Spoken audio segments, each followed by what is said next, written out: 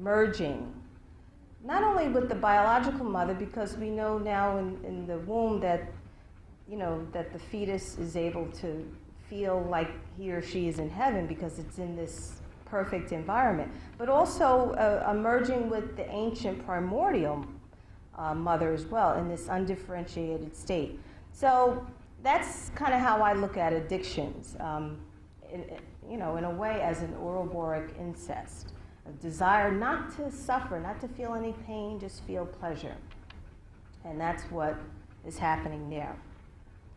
But rather, we, like the ancients, would rather invoke the Great Mother by using symbols, metaphors, allegories, mythological treatments, rather than talk about these general abstractions such as the abyss, the unmanifest, the sea of chaos, etc.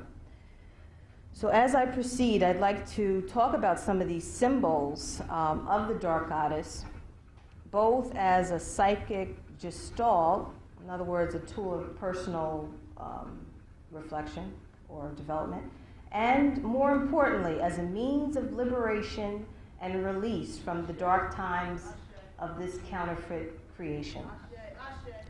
Okay.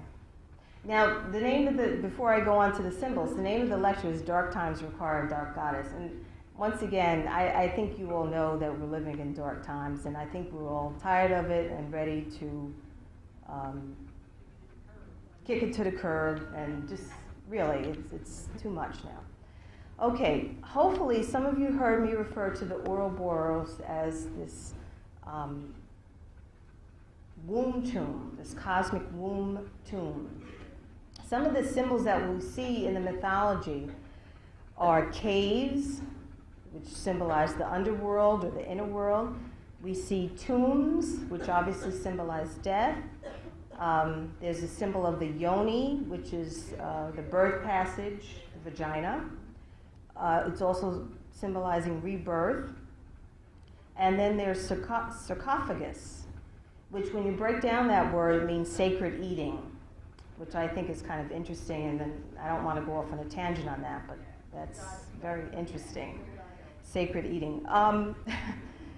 All words, these words, cave, tomb, yoni, sarcophagus, foreshadow the hidden chthonic and death aspect of the primordial Great Mother. So already in the consciousness, there is the need to use symbols and myths to be able to relate to this prima materia. Now, I think you can look at these goddesses here who are, anthropomorphized, more or less, and you see that, they're feminine, that they're female, and I think you can relate to this woman, Medusa, Kali, Sekhmet, and Lilith, more than you can to just some vague concept of the void, That's cool too, but it's a little bit easier to relate to this when it's anthropomorphized. Okay. So from what we could tell that, in ancient times, these primordial times, that birth was the domain of the feminine. Okay, they saw the baby coming out of the woman, not the man. Death, too, was the domain of the feminine. And it is this birth and death and rebirth aspect, the cyclical aspect, the waxing and waning, that the mythology helps us to understand. Okay. Caves, mountains, rock formations, star constellations. To open a parenthesis here, the Milky Way galaxy is said to be what? The Newt, the breast milk from Newt coming. And the celestial serpent dragon passed through the constellation of Taurus, and it was at this time that the reverence of the holy cow heifer, Hathor, the golden calf, and in India, Krishna and the cowgirls appeared. So, in other words, people are looking at the earth, the Mother Earth, and looking at the sky and kind of making some connections here.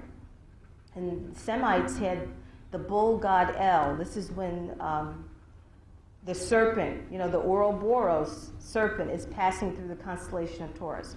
In Crete, there was the bull god Minos. In Egypt, there was Apis.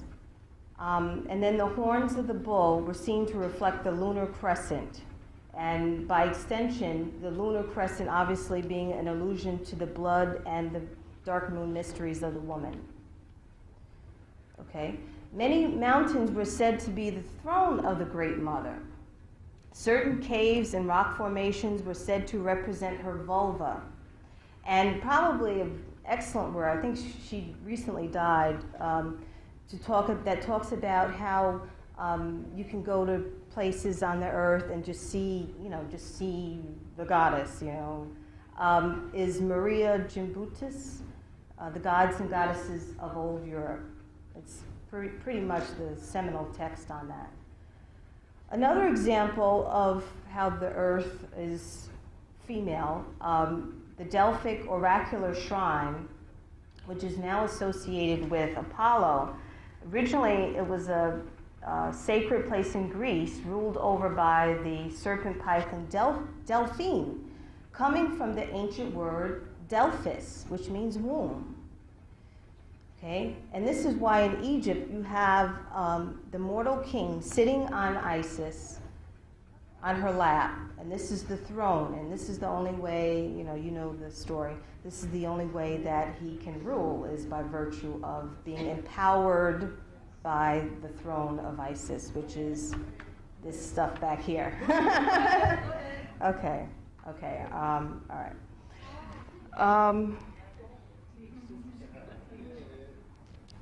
Okay, hold on. I'm like really sweating.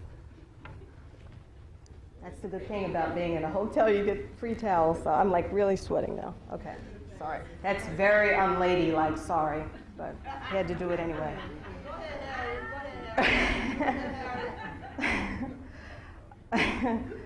Okay, so let's make a segue here. So we're starting out with the Ouroboros, okay, the serpent, self-contained, all-powerful, containing everything, and being self-begetting. It created itself, okay? And the self-begetting one, the Ouroboros, begets a son. And I think Sister Mara did a very beautiful job yesterday of talking how it goes from the queen to the son. Okay? It doesn't go the queen to the door, it goes the queen to the son. Beautiful. Okay, and this son is actually a son/lover, to be exact. This son was the fecundating principle and the result of the fecundating process. And there are several myths that bear this out. Obviously, in pre-dynastic Kemet, there was Set Typhon. There was Zeus, the child Zeus, being suckled by the Great Mother in the form of a goat. Now, some of you who got the handouts yesterday, there's actually a picture of that, which I got from the Zelator book. So you can see that picture of Zeus being suckled. That's the Great Mother and the son. And then various Mediterranean mythologies, be it Babylonian, Sumerian, you have this mother and son configuration. So not only are these sons born of the mother, they are slain, mourned, and reborn through her as well. Now I'm still here at the Neumann, and I'm going to read a quote. He's actually quoting J.J. Bachofen, his book Myth, Religion, and Mother Right, which is kind of the real powerhouse scholarship on the ancient Great Mother. On page 47, he writes, now this, once again, this is Neumann quoting Bachofen, okay, so this is like a secondary source. The mother is earlier than the son. The feminine has priority, while masculine creativity only appears afterwards as a secondary phenomenon. The female, I'm dropping, the female is primary. The male is only what comes out of her. He is part of the visible, but ever-changing created world. He exists only in perishable form. Woman exists from everlasting, self-subsistent, immutable. Okay? Man, evolving, is subject to continual decay. In the realm of the physical, therefore, the masculine principle is of second rank, subordinate to the feminine. Herein lies the prototype and justification of gynocracy. Now, something I didn't say earlier on is my framework, my analytical framework, if you will, is not only am I talking about biological women, I'm really equating the feminine or the great mother with black people. Because I don't know about you, but I don't want to alienate any brothers out here because you're part of me.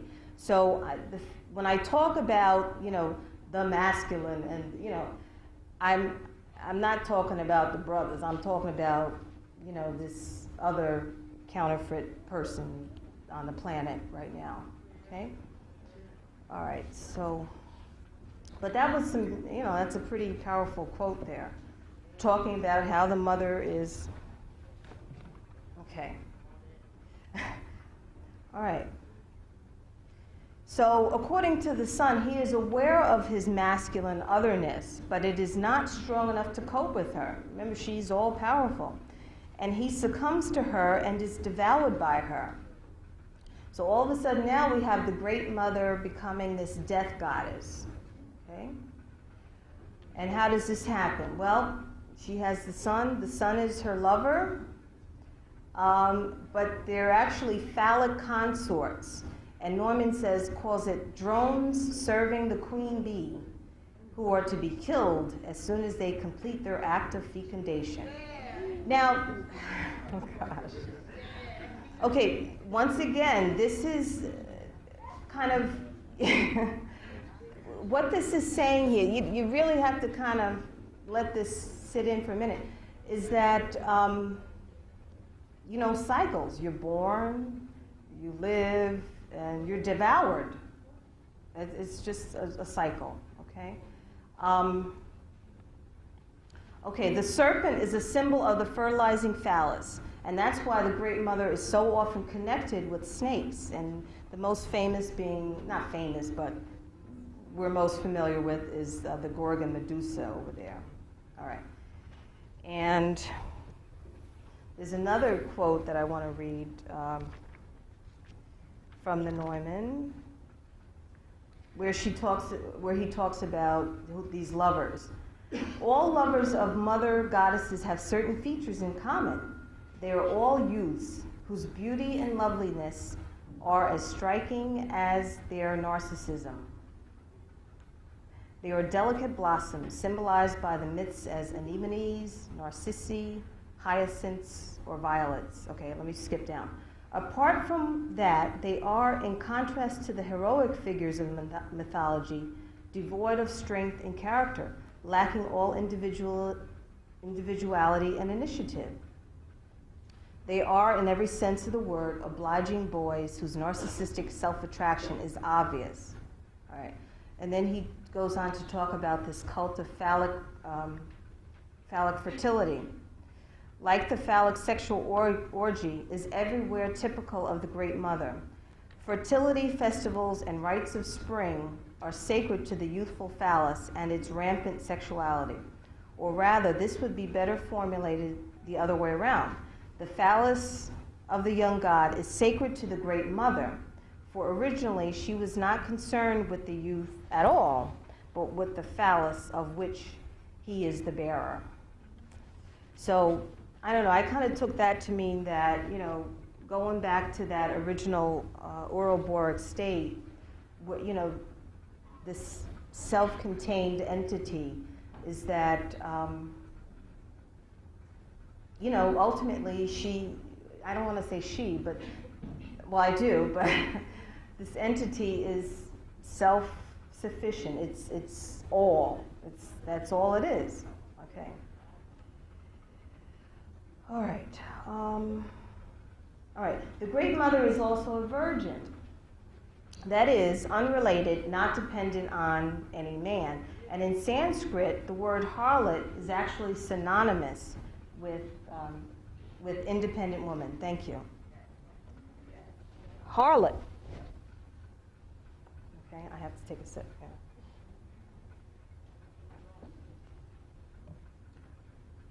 So now we have this great mother and a son, and probably a priesthood that is worshiping her. And something, now we're talking about, I don't even know what kind of time we're talking about. These are such ancient times, but we're talking about an evolution or a progression. And these sons and these priests, the priesthood, all of a sudden they develop this negative fascination with the mother. And all of a sudden, after being this great mother, she becomes a sorceress, a witch, a goddess of bloody, orgiastic rituals and festivals, a goddess of war. Okay, so no longer is he, the son, content to kind of just be with the mother. He's getting awareness of self. Now, once again, we're talking about, archetypal energy here too. Okay, so just to kind of reiterate this mother-son configuration. Okay, initially, he's the willing consort of the Great Mother. He had acceptance of his role in the sacredness of life and as part of the mysteries of birth, death, and rebirth. And he becomes sort of a vegetation god, as we see with Osiris and Dionysus and Tammuz, all of those gods. Okay. He is an ecstatic sexual union with the Great Mother. He or her, not he, but her representatives. In other words, like with Dionysus, who was, how do I say it? Kind of son of the mother. There would be goddesses who, like these orgies that would take place. And the orgy was as a demonstration of their reverence and veneration of the Great Mother. There's also an acceptance of the lunar blood mysteries. The shedding of blood is a sacred act, an act of fertility and fruitfulness. Whether it be the blood of a wild beast, a domestic animal, or a man, the Great Mother is actually going to, as you can see in some of the mythology, she's actually going to kill this sun lover in various forms. It's not always in this anthropomorphized forms. It may be in the form of a wild animal as well. Okay. Okay. And as we get into some of the goddesses, how they play off of one another in terms of this masculine energy. For example, there's Kali and Shiva, Sekhmet and Ra. These are goddesses of war, where the masculine god is balancing her martial aspect and sometimes even has to subdue her. But even when he subdues her, it's not for that long. So, interesting. Okay. So, once again, we have this negative fascination with the Great Mother, and it reaches a critical juncture in the psyche of this son, capital S. Right? There's a distinct psychic cleavage which drives the son to break free of this encircling Ouroboros. Okay, he's caught up in this, Great Mother, and now he wants to break free. But she has all power, right? Did she not have aggressive, destructive attributes, yea, masculine attributes? This leads to patriarchal gods and heroes who exist for the sole purpose of slaying and destroying the Great Mother. And this Great Mother, once again, who's going to take the form of either a giant, a serpent, a dragon, a whale, or some kind of monster. Okay, the hero has to come and kill it. And for the most part, that's how we see the rise of patriarchy. So we get the hero Gilgamesh, for example, in the Epic of Gilgamesh, who kills the sacred bull of heaven, Inanna's bull. Yahweh, who in the Hebrew myth separates the upper and lower waters, which later in the Hebrew Bible, they describe these waters with these negative, pejorative terms: the dark, the chaos, deep, the abyss, the dark night. And they use the word Tehom, T-E-H-O-M. This was probably a term borrowed from the Babylonian great mother, Tiamat, who displayed herself as night, truth, justice. Tiamat gave birth to all the gods, and then they rebelled against